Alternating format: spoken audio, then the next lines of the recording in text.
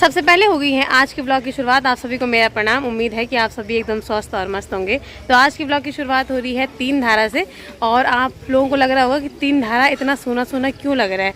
ये इसलिए है कि जो ये पीछे ये जगह है ना, जहाँ पे मतलब वो होता है, जहाँ पे खीरे वाले रहते थे, वो सब रहते थे। एक सेकेंड है, मेरे पापा का फ़ोन आ रहा है, पहले मैं इसको कट कर रही हूँ। वो तो शुक्र है मेरे फ़ोन में रिकॉर्डिंग बंद नहीं होती है जब भी कॉल आता है, ये शुक्र है। कई लोगों के फ़ोन में ऐसा होता है, लेकिन मेरे फ़ोन में ऐसा नहीं है। तो हमेशा ऐसा होता है कि जिस टाइम पे मैं रिकॉर्ड कर रही होती हूँ उसी टाइम पे किसी का फ़ोन आता है, और अगर मैं अब नहीं करूँगी ना तो नहीं आएगा, किसी का नहीं। तो चलो बात कंटिन्यू करते हैं। आज यहाँ पे बहुत कम भीड़ इसलिए लग रही है क्योंकि ऊपर की तरफ जो खीरे वाले थे वो नहीं है, क्योंकि ऊपर पत्थर गिरने का डर है ना आजकल बरसात के टाइम पे, तो वो तो नहीं है। उन्होंने एक दो दुकानें नीचे की तरफ लगा रखी, और फिर बरसात में यात्रा भी रुकी हुई है, और रास्ते बंद होने के कारण कोई लोग घर से निकल भी नहीं रहे हैं, तो इसलिए कम भीड़ है। तो फिर अभी जाती हूँ मैं। आज मैंने वीडियो की शुरुआत यहीं से करी।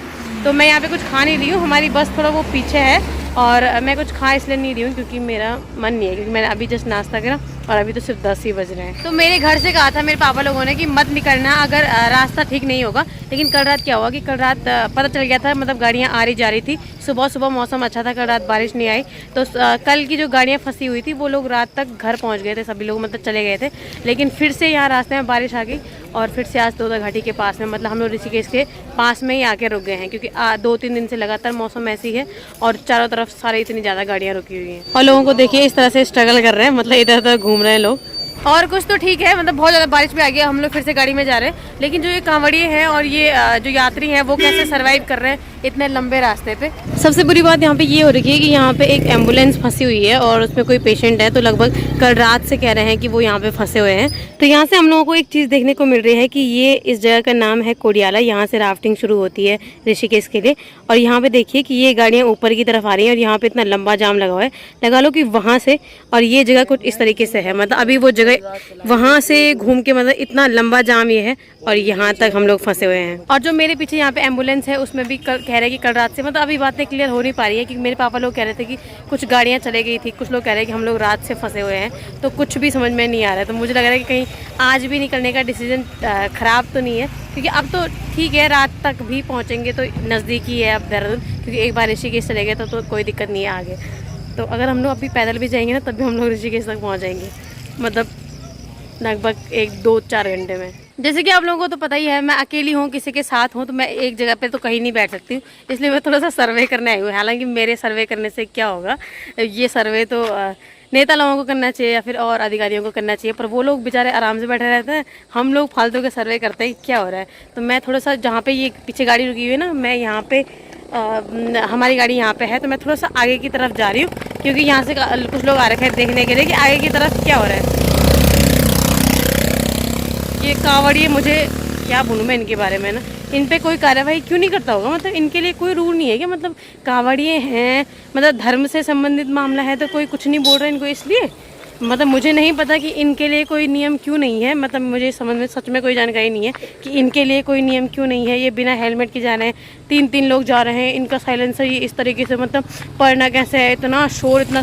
मैं आधे घंटे अपने क्लास में बैठी रही कॉलेज की, तो मैंने देखा कि इतना शोर है यहाँ, मतलब इनका मचा रखा है, तो इनके ऊपर कोई कार्रवाई क्यों नहीं है। इतना दिमाग ख़राब हो रहा है, ये कैसी भक्ति है कि मतलब तुम्हारे चक्कर में इतने लोग परेशान हो रहे हैं।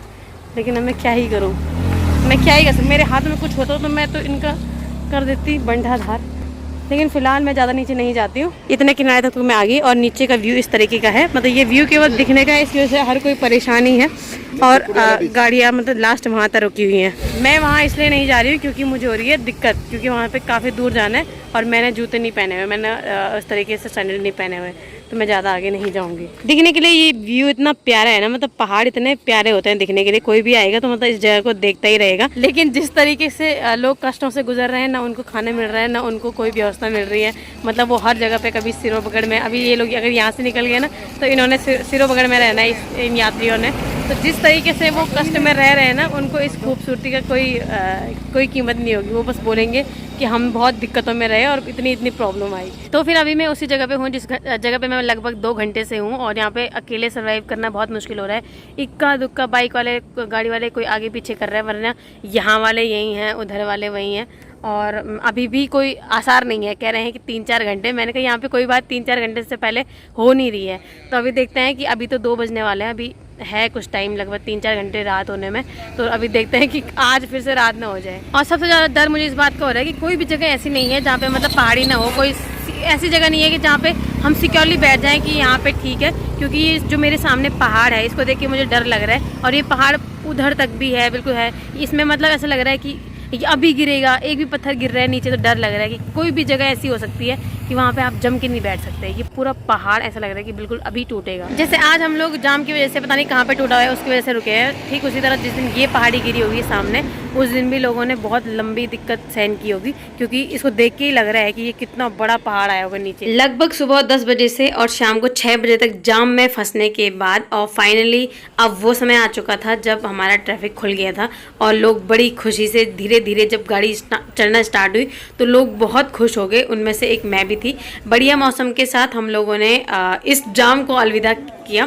जो ये सामने आपको छप्पर दिखाई दे रहा है, ये वो जगह है जहाँ पे हम लोग लगभग 6 घंटे खड़े रहे। यहाँ पर हम लोगों ने बहुत मुश्किल से सरवाइव किया और फाइनली अब टाइम आ चुका था जाने का। जब जैसी गाड़ी चल रही थी, इस बार पता चली कि गाड़ी के चलने की कीमत क्या होती थी।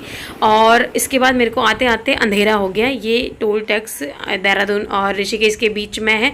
मेरे को टैक्सी मिली, मतलब हालांकि मैं बस से आती हूँ हमेशा, लेकिन मेरे को टैक्सी मिली और गाड़ी में बहुत ज़्यादा लोग थे, इसलिए मैं वहाँ पे ब्लॉगिंग नहीं कर पाई, मतलब नहीं बोल पाई। क्योंकि कभी कभी मुझे भी शर्म आ जाती है, ऐसे मत समझना कि मैं हर किसी के सामने बोल लेती हूँ। मैंने यहाँ पे ई रिक्शा लिया और इससे घर आई। भैया मेरे को ही रास्ता पूछ रहे थे, लेकिन मैंने कहा मुझे कुछ नहीं पता, ना मुझ में इतने ट्रैफिक के बाद बोलने की हिम्मत है और ना मैं आपको रास्ता बता सकती हूँ। इसलिए आपने कहा है कि आप जाओगे तो आप मेरे को छोड़ दो। और मैंने व्लॉगिंग भी कर दी साथ साथ में। और ये देहरादून के रात का व्यू है। इसके बाद मैं पहुँच गई सीमा द्वार। तो अब मैं पहुँच रही हूँ घर में। अब मैं ये कहूँगी, अगर कोई मेरे को पूछेगा कि कोई आ गया, अगर कोई मेरे को पूछेगा कि रुद्रप्रयाग से देहरादून पहुँचने में कितना टाइम लगता है, तो मैं कहूँगी कि 2 दिन।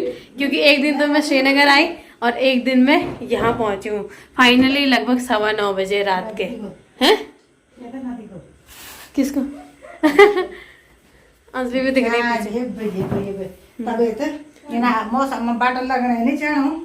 पर मैंने कहा मैं वहाँ क्या करूँगी, मुझे किसी भी हाल में वहाँ से आना था। मैंने कहा मैं वहाँ अकेले हूँ, इससे अच्छा, क्योंकि मैंने कुछ दिन में फिर से पेपर देने जाना ही है।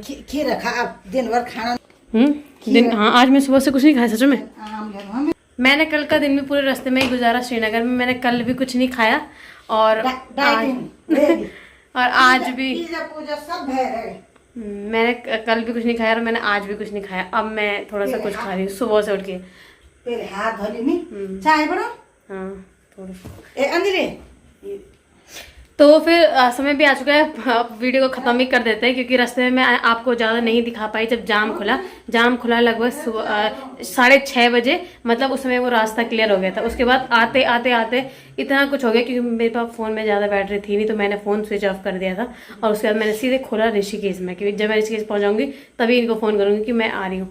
तो उस तब तक मैंने फ़ोन स्विच ऑफ रखा, ना रास्ते में नेटवर्क, ना पानी, ना खाना, कुछ नहीं मतलब। और अब किसी को क्या पता था, मैं कल भी आई थी, मुझे लगा आज खोली। बरसात में पता होना चाहिए। मेरे पापा ने सुबह मुझे पता क्या बोला, तूने देर कर दी, ऋषिकेश की गाड़ियाँ यहाँ पहुँच गई तो चली जा। तो मैं फिर से चलो कोई बात नहीं, समय आ चुका है आज के ब्लॉग को यहीं पे खत्म करने का। बहुत जल्दी मिलूंगी आपसे एक नए ब्लॉग में। तब तक आप सभी अपना ख्याल रखिए और शुक्र मनाओ कि मेरे पे इतने बोलने की हिम्मत भी आ रखी है। जिस तरह की मेरी हालत हो रही थी ना आजकल रास्ता ना लगे। हाँ आजकल कोई मजा ना बाहर, और जितनी मेरी हालत हो रही थी रास्ते में काम हो तब नहीं तो चलो फिर बाय बाय। Bye bye.